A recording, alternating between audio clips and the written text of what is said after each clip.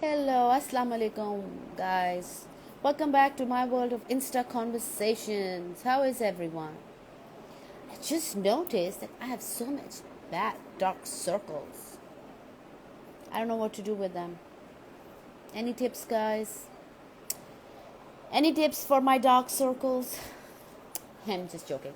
Anyway, guys, like always, I am back with another guest, with another story, with another learning experience, with another awakening for you all. Uh, I will just connect with her and we will take it from there. Let me bring her on board. Yeah, I do drink water, but I think I need to sleep on time. My dark circles are so bad. Thank you for the tip, though. Hey there. Hi, how's it going? Good. How about yourself? Good, good.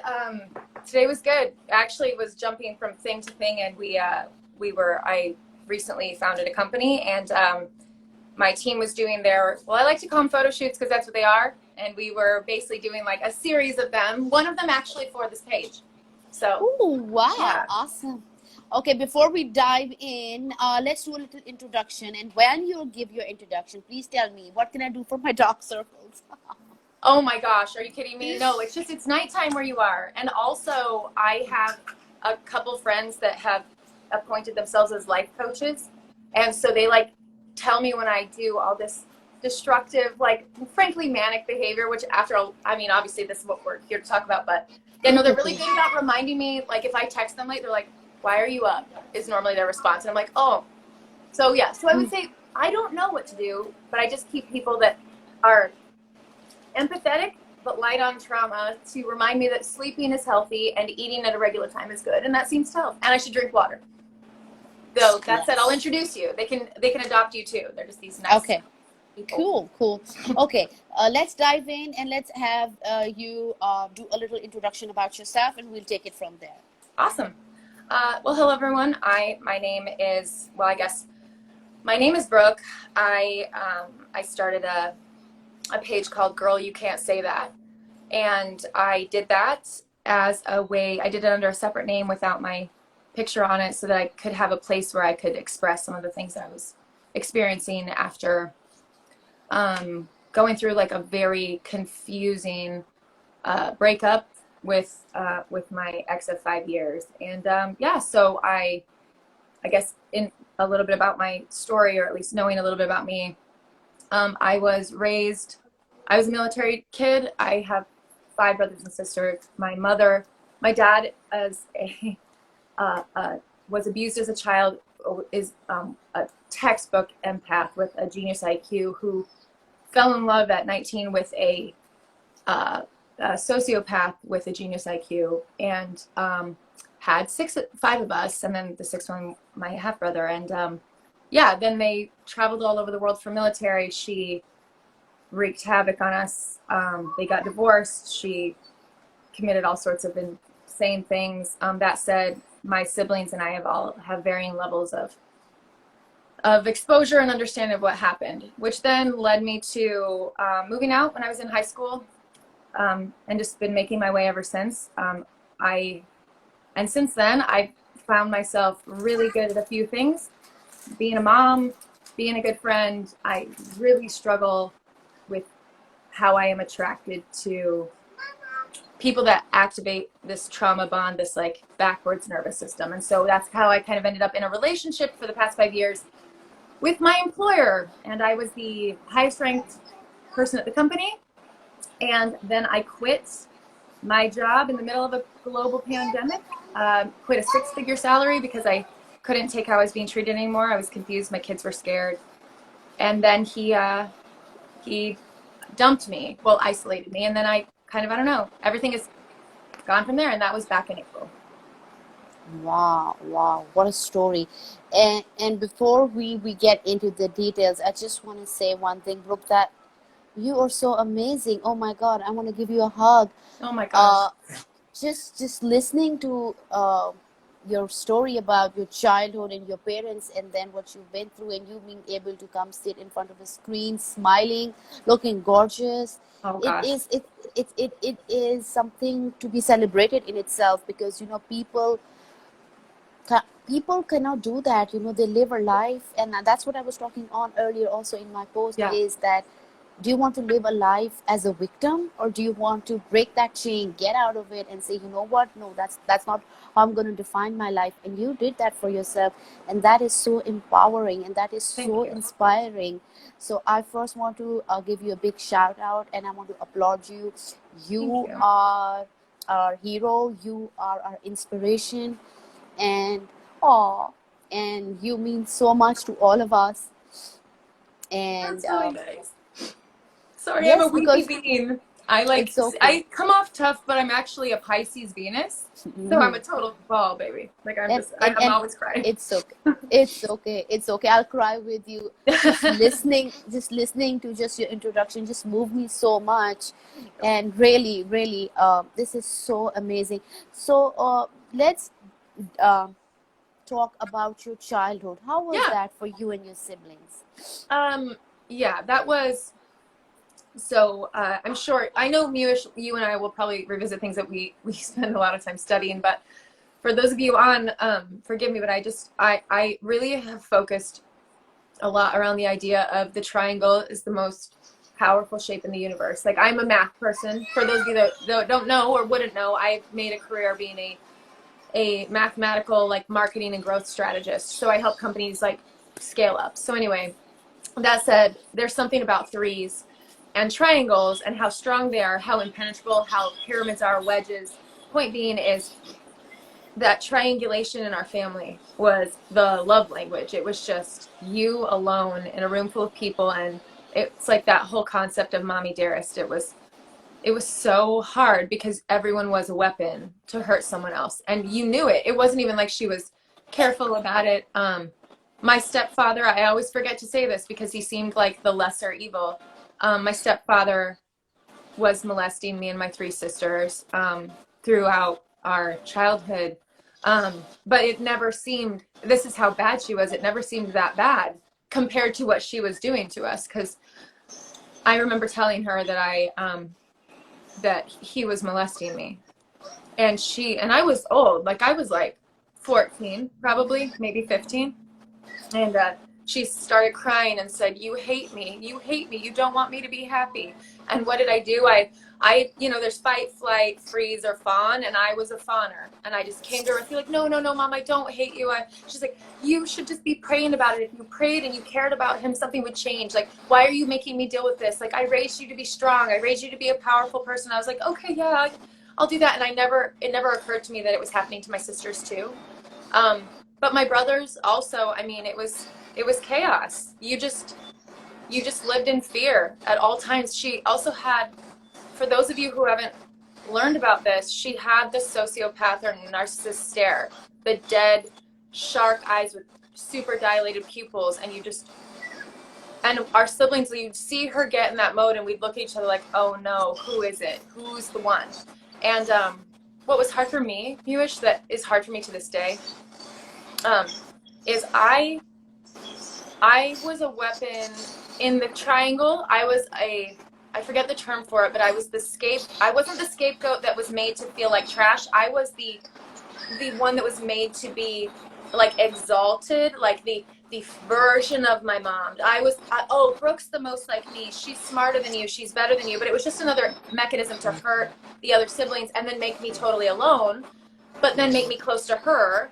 And so it also gave me, I think, a unfair like way where I didn't have my confidence shook in the same way others did. I had a lot of like anxiety, but then when I realized that she was the source of all this confusion and pain, I left home and I basically cut everyone off, no contact, like I couldn't, because I thought I was going to kill myself.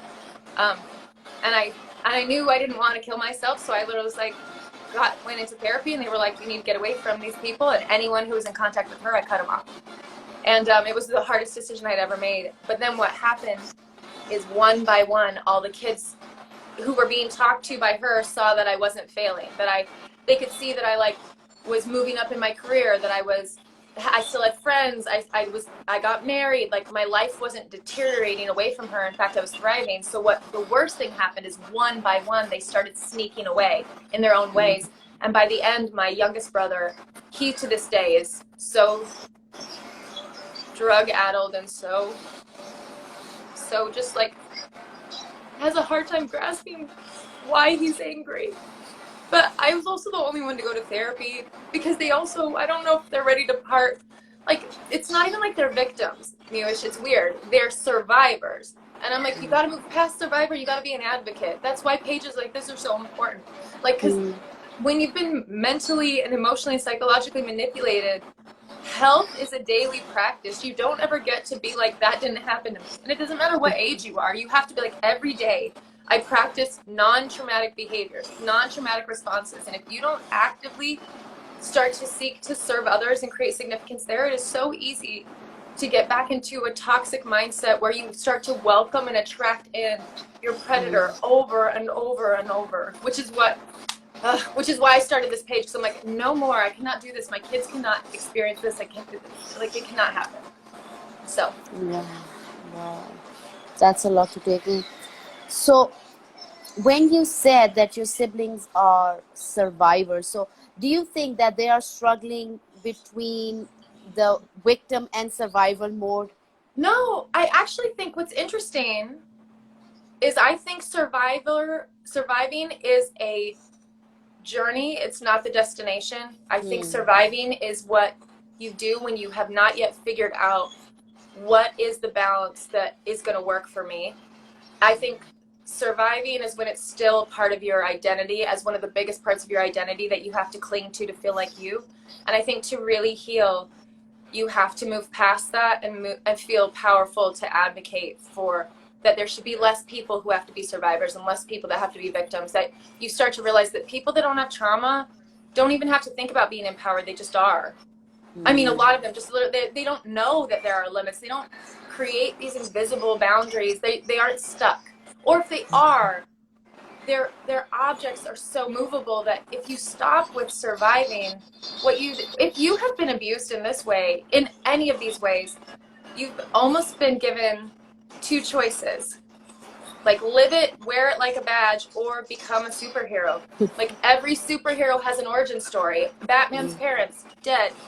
Superman shot off into space and his planet gone. You start to realize every single superhero has a really tough way it started.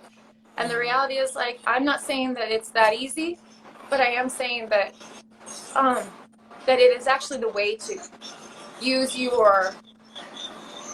the abuse as a way to truly feel significance and help, and also know that it keeps you from going back into bad behavior. It's really easy when you stop talking about it to drift back into bad behavior. Yes. And you see, the thing is that the survivor is just the point where you get awakened. It's like something is wrong, and now you're going to move past that. And then is your journey. That's when you're starting. So that's when, and there is so much, because once it's like trauma bond. You're living in it. You know it's wrong, but you're not healing. Right. So once you 100%. Suck yourself out of it, then you are like, oh my gosh, I've got to do so much work on myself. And you said it so beautifully. That is one of the things I believe. See, what I call it, and I've read it online also, I call it the generational curse. So what happens, it started somewhere, generations behind. 100%. So the toxic behavior. So like I call my country, I'm from Pakistan, and I call it. I was going to tell you, one of my best friends is also their family from Pakistan. Oh, really? Yes. Wow. So you see, I lived in US for 7 years, okay? Okay. And I didn't visit my country for 7 years. And when I came back, although everybody told me how it's going to be, I was like, I've lived there. You know, my whole life I've lived there. I'll be fine. But when I came back, I was like, oh my God, I need an adjustment here because people are so toxic here. And then I got really frustrated and I didn't want to meet anybody. And I was always so angry towards everybody, my whole family. And then I was like, what's going on here? What's wrong with me? I was born, brought up here. What's wrong with me? Then I realized that this is a gift which is called generational curse. It starts, God knows when it started, but Yeah. since nobody was able to stand up and pinpoint it, like And we break the live, cycle. yes. So we are living in a day and age, and especially thanks to COVID-19, the Yeah, blessing in it is that everybody is awakening. The blessing it's in it is true. everybody is. It's like an awakening call for us all, and nobody was awakened in all those years. So I think that all that generation trauma from great grandparents came down, down, down, down, and with your parents both being through that vicious cycle, Right. passed it on to you. And it's just not generational. It's so much. It's media. See what you just said. You said Superman, Spider-Man. Right. What kind of message were they giving us? They were giving us message to take it, to accept Right. it. This is Right. life. Take it. You are going to become the victim. Either take it or become your superhero. So Right. they already conditioned us that that To be like, is we have a part of it. system for dealing with this. And I'm like, well, what about just Yes. stopping it?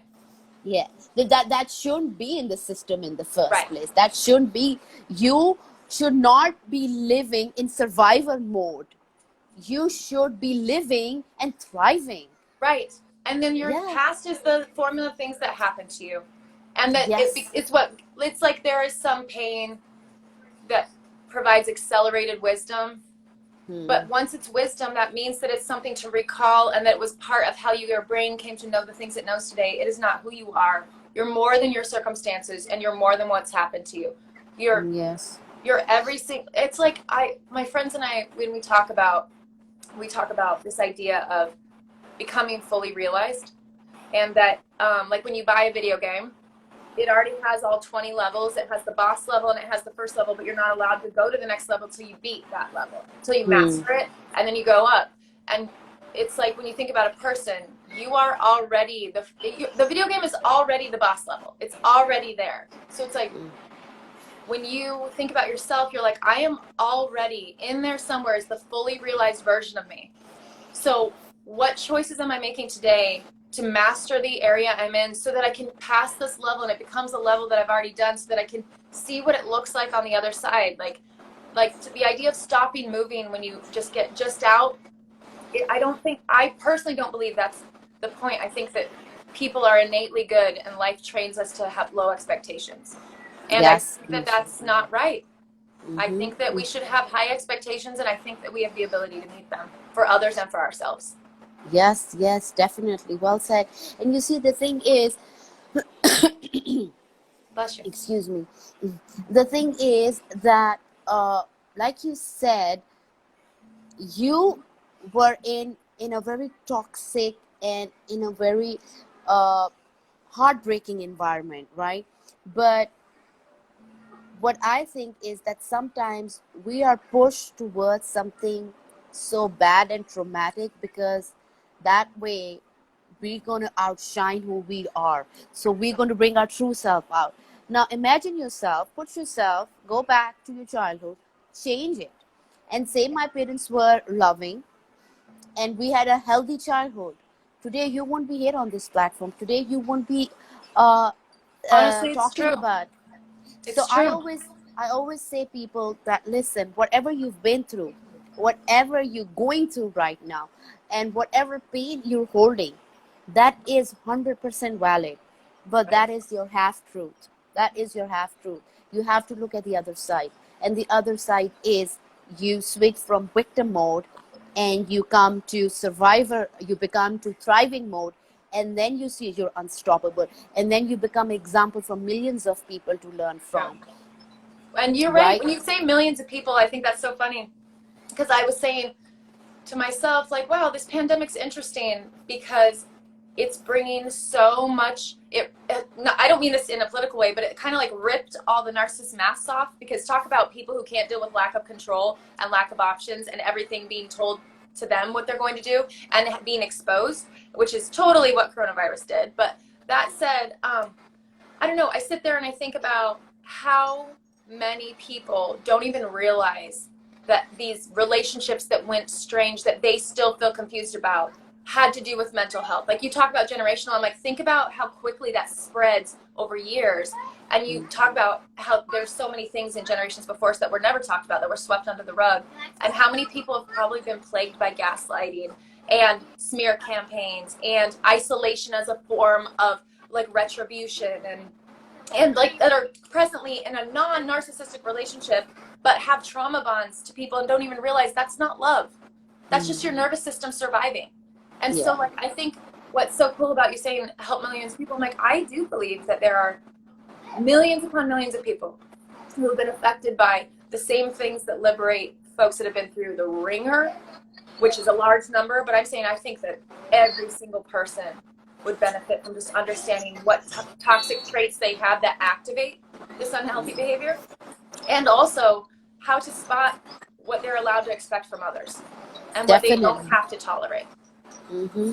I when and I tell this story many times, is that when COVID-19 started, uh, I think 2 months, 2.5 months in my country, I was frustrated, I was angry, and I was like, what am I doing? That's when I really pushed myself. And I was like, am I going to sit here with all the information I have and go around it in circles and cry every day about it? Or am I going to take a step, a leap of faith, and spread the message? Because in my country, people don't know. I think the percentage out of 100 is going to be 1% who knows about toxic behavior, toxic 100% lifestyle, true. narcissism. People don't know about narcissism. They don't No. know. No, they know. So I was like, I could take this as a challenge and bring it up.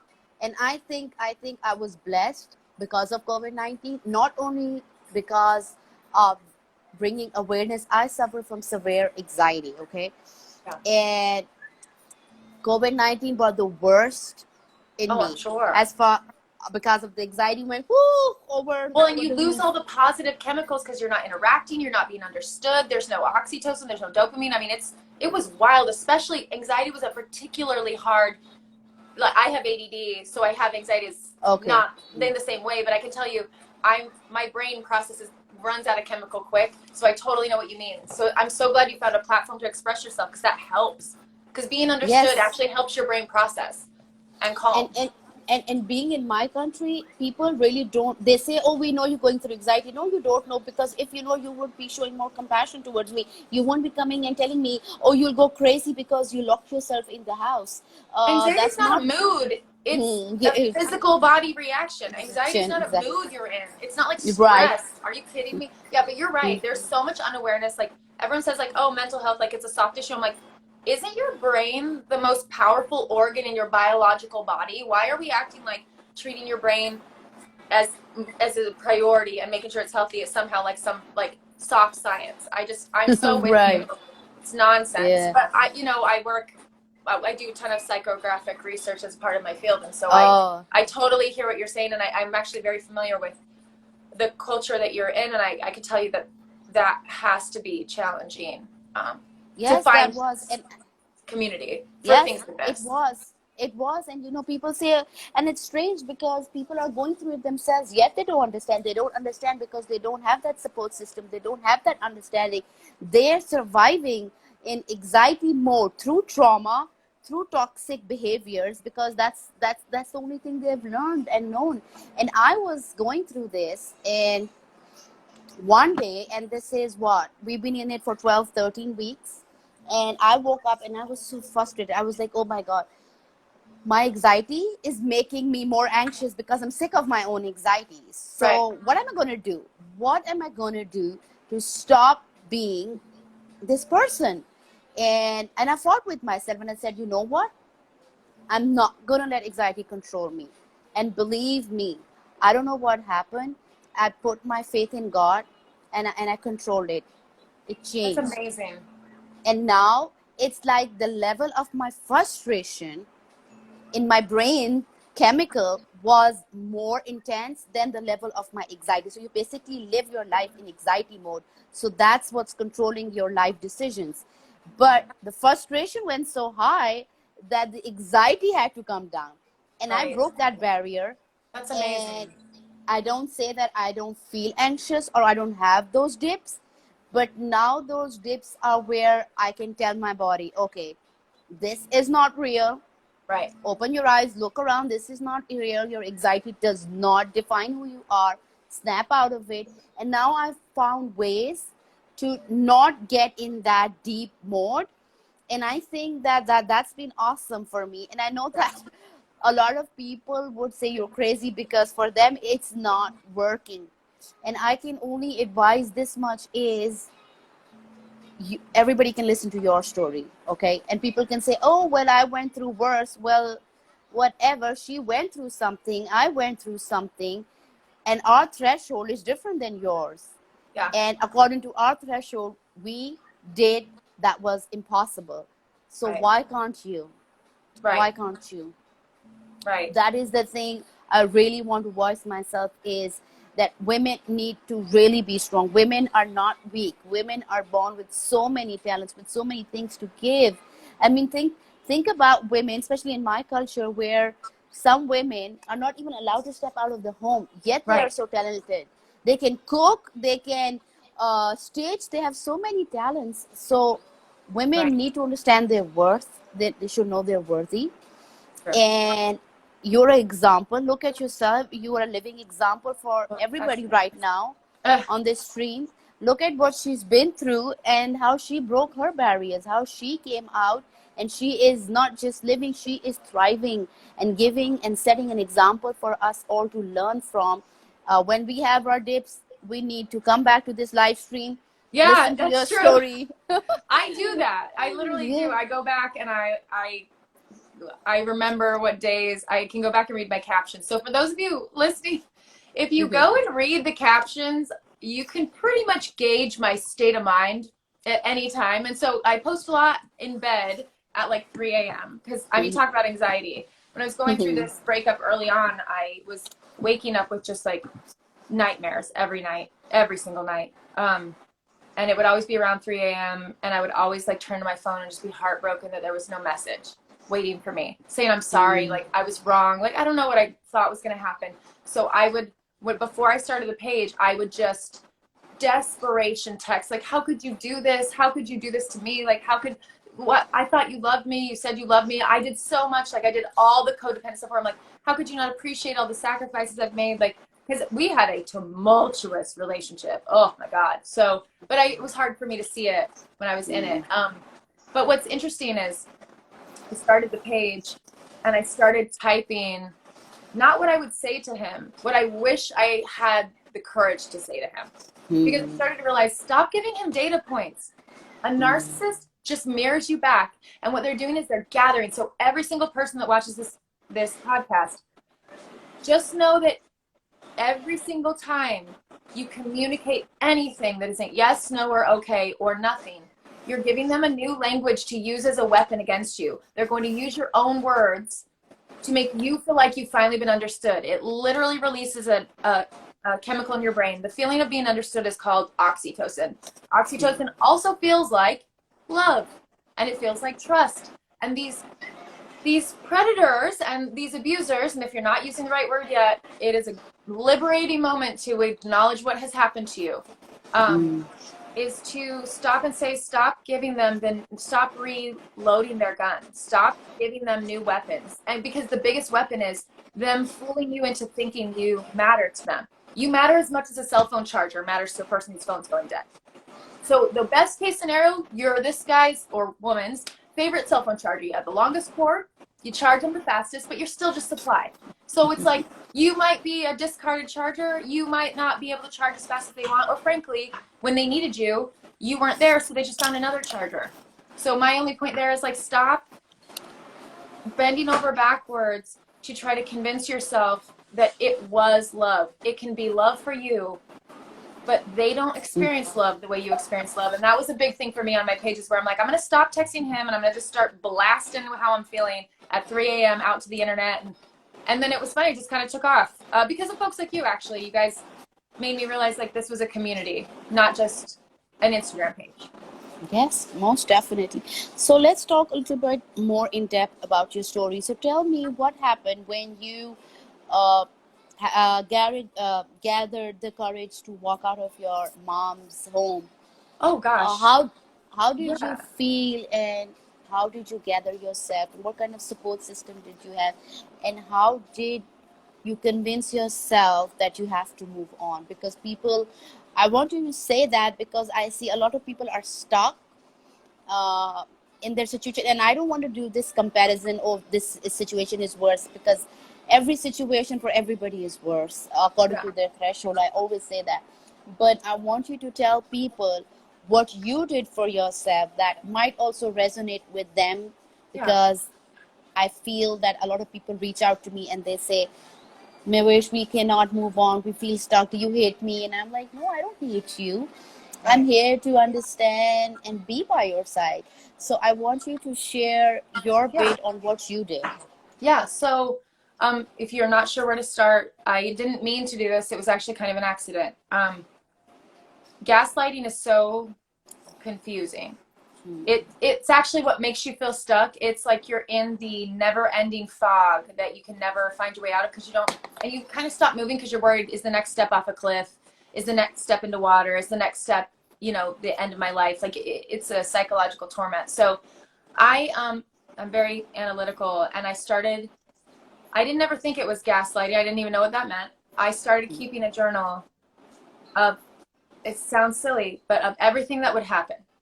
Like everything. I would keep this journal with me everywhere I went, because I was just always feeling like I was starting to wonder if I was crazy. Because I'm like, it seems like I'm the one struggling. It seems like I don't get why, like, they're interacting well. They were doing this yesterday, and now no one's talking to me, but I don't get what happened. Like, and I Brooke, was, hold on there. Guys, for those of you listening, and for those of you who are feeling stuck and cannot move on, grab a paper and write what she said. She said that she was journaling everything. See the impact of a journal that can have on your life. She was journaling everything. If you're not doing that, maybe start doing that. That could help you guys. it's Please true. carry on. It's true. So I started doing it because I knew that I was I was like, if I want to know if I'm crazy, I want to, because you also get told you're crazy, that you're seeing things wrong, you're being dramatic, you're overreacting. And I'm like, am I? Because like, I'm confused. Like they were literally screaming at each other. And or like my mother slept with my high school boyfriend, well, there's so many things. She killed our family dog. Like Oh my goodness. yeah, I mean, I'm saying this woman is like a criminal sociopath. But that said, she would triangulate people, and then I'd watch it, I'd be like, how is this? But I didn't understand triangulation. I just was like, I don't get it. I was the one who was the good guy yesterday. What happened today that everyone suddenly got on the same page and I'm the outsider?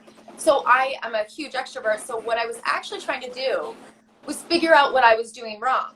Because I'm like, I'm going to write things down, because I'm like, I need to disqualify me, or I need to qualify that I'm the one with the issue. She'd say, oh, you're bipolar, or you're this, oh, we should probably get you checked out. Like, whatever, because I'd be confused, and I'd be trying to understand. And there's only just the twister of nonsense. So, like the word salad. So, so then basically, I'd start journaling, but then something would happen, and I would go back to the journal and be like, yeah, that doesn't make sense. But that happened. So then I kept going, and I started to realize there was always a pattern. And it was almost like for those women on here, and I guess men know too, it was almost like menstrual. And I started thinking, that's interesting. Because I'm telling you, I have probably 12 months of journals that are just like a bulleted list of items that would happen. And it was always things I was trying to see if it was me. So it would be like things that would happen at school, things that would happen with teachers, things that would happen at home. Because I was like, I was debating whether or not I was mentally ill. I was debating whether or not I was toxic. I was like, well, maybe I'm sick, because I'm like, oh my God, And I started to realize, no, that happened. Like that literally happened. I know that happened. Other people saw that happen. And I started looking at my journal with my best friend, and she's like, yeah, no, like that's crazy. And she started noticing too, because I talked to someone about it. And then I had this moment where I realized that I was acting different towards her, and she was noticing it. So I moved into this state of like pretty much totally alienated. And she started saying things about my biological father that broke my heart. He is the best person I've ever met. She started saying, you feel this way about your dad, but just so you know, he cheated on me and left me with all the kids, do this and that. Literally told this whole story about him leaving, running away with my then stepmom, my still stepmom, and that she was left with the kids for a year, and there was the 5 of you. She was totally alone. She had no money, all these things. So I believed her. I wrote that down. I had never heard that story before. My dad had never said an ill thing about her, never. And I remember I was so upset that I told the other kids. So I literally was the weapon inside the narcissist plan. So I told all the other kids, don't